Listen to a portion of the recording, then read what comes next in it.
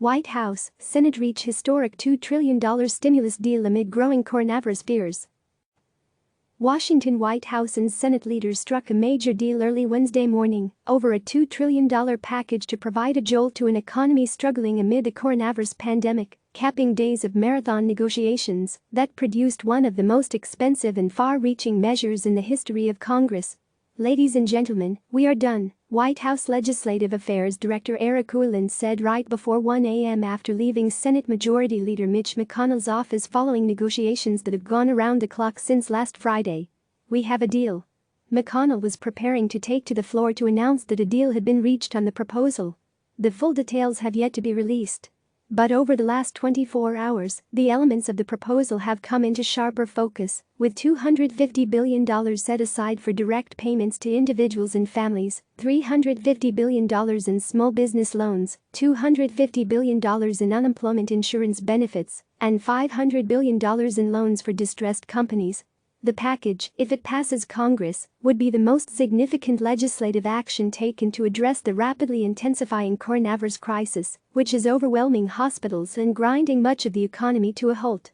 The plan will deliver a massive infusion of financial aid into a struggling economy hard hit by job loss, with provisions to help impacted American workers and families, as well as small businesses in major industries including airlines. Larry Kudlow, President Donald Trump's chief economic advisor, called the package the single largest Main Street assistance program in the history of the United States at a White House briefing on Tuesday. "This legislation is urgently needed to bolster the economy, provide cash injections and liquidity, and stabilize financial markets to get us through a difficult and challenging period in the economy facing us right now," Kudlow said. After 2 consecutive days of high-profile setbacks, with Senate Democrats blocking procedural votes on Sunday and Monday over opposition to a bill initially crafted by Senate Republicans, a deal appeared to be imminent by Tuesday morning. Top negotiators signaled that many of the issues had been resolved and suggested there could be action on a package later in the day. Senate Democratic leader Chuck Schumer optimistically announced at one point that the Senate was at the 2-yard line. But by Tuesday evening, no legislative text had been made public as negotiators continued their work. Asked on Tuesday evening why negotiators appeared to be having such a hard time closing out the deal, Treasury Secretary Steven Mnuchin, who has served as a point person for the administration in the talks, responded, "Who says we are having a hard time? It's just a complicated deal. We go through a lot of language. We are getting there," he responded. Democrats had argued they wanted to see more safeguards for American workers in the deal and oversight for how funding would be doled out. Schumer and House Speaker Nancy Pelosi both signaled on Tuesday that they had won concessions in the emerging deal to that end.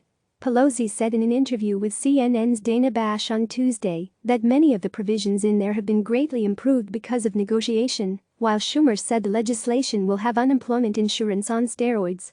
Senate Majority Leader Mitch McConnell praised the emerging deal as a win for Republicans as well, saying, "We are close to a bill that takes our bold Republican framework, integrates further ideas from both parties, and delivers huge progress." Once a deal is released, the next question will be how quickly it can be approved by both chambers, a challenge made more daunting by the fact that Congress is now operating in a scenario where several of its members have tested positive for coronavirus, while many more have self-quarantined after contact with infected individuals. Pelosi suggested on Tuesday that she is hoping to avoid bringing the full House back to Washington to vote on the package, seeking to pass it through unanimous consent instead. But any individual member can block such a move, creating uncertainty over whether that will be feasible. Another option may be for the House to approve the package by voice vote, as opposed to holding a recorded roll call vote. House Republicans are falling in line behind a Senate stimulus plan and are willing to allow quick passage of the plan, according to a source on the GOP whip team. After conferring with the various factions of the House GOP conference, the source said that it is a possible outcome for the House to voice vote the package when the chamber eventually considers it. Pelosi has called for the bill to be approved by unanimous consent, but the GOP source said that it's a very real possibility that a member would object, preventing that from happening. Pelosi is also open to allowing the bill to pass by a voice vote, which would allow the presiding officer to rule in favor of the side that has the most voice votes. However, members could request a recorded roll call vote, which would require the full House to return to pass the bill, something lawmakers are eager to avoid amid the coronavirus outbreak. CNN's Bill Mattingly contributed to this report. Click subscribe to receive the latest news.